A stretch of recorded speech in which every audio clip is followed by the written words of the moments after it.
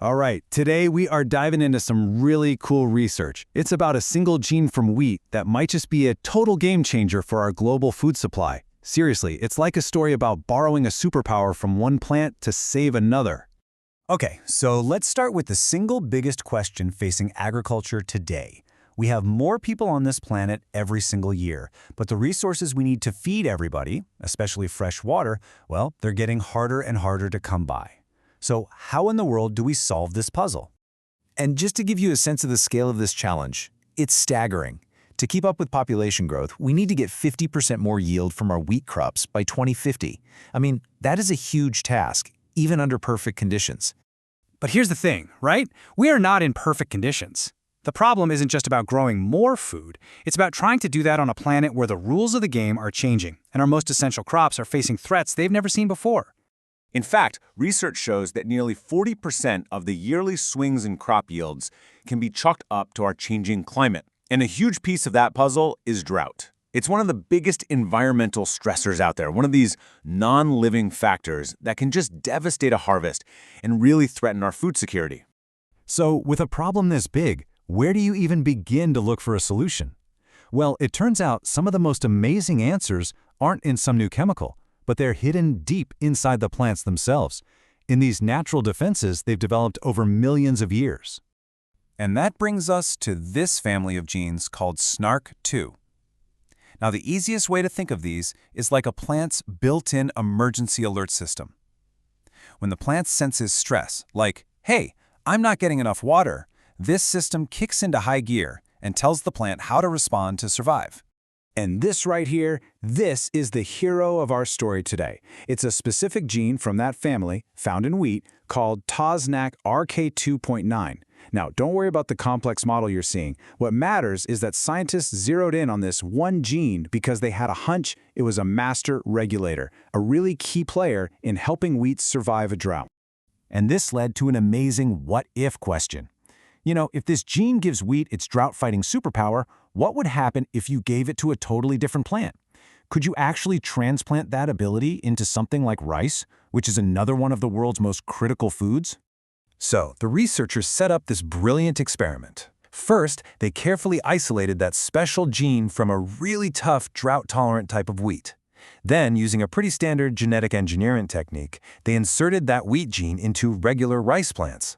From there, they grew these new transgenic rice plants and basically put them in a head-to-head competition with normal rice to see what would happen. And honestly, what they found was nothing short of remarkable. This superpower transplant, it wasn't just a minor success. The rice that got the wheat gene didn't just survive better. In so many ways, it completely outperformed the original. It thrived. I mean, just look at this. The visual difference is incredible. On the right, you've got the roots of normal rice. And on the left, that's the transgenic rice. The difference is just, wow. The plant with the wheat gene grew this huge, complex root system, and that is absolutely critical for finding and soaking up every last drop of water it can find during a drought. And the hard data totally backs this up. This chart is showing the fresh weight of the roots. That first bar, the normal wild type, is sitting just under 0.3 grams. But look at that next bar, the transgenic line. It's almost double that. The numbers confirm exactly what we just saw. This gene fundamentally changed how the plant built its foundation. But of course, farmers don't harvest roots. The real test is what happens above the ground, the part of the plant that actually ends up as food on our plates. And it turns out, the results there were just as exciting.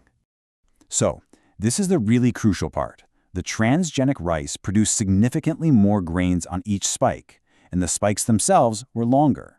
That directly translates to more food, plain and simple. And here's an interesting side effect. The plants were actually shorter.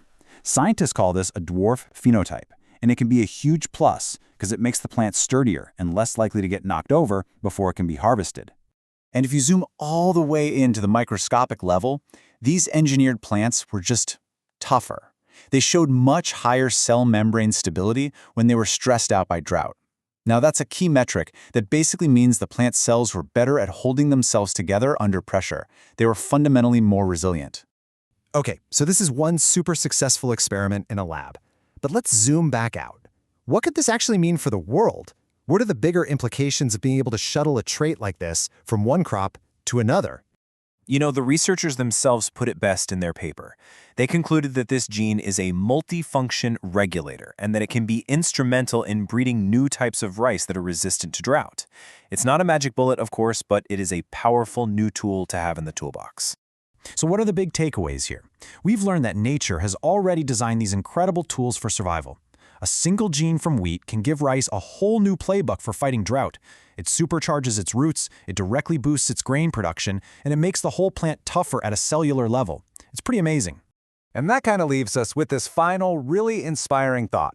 I mean, if one gene from wheat can do all of this for rice, it just makes you wonder, what other incredible, life-sustaining superpowers are just waiting out there to be discovered, hidden in the DNA of the plants all around us?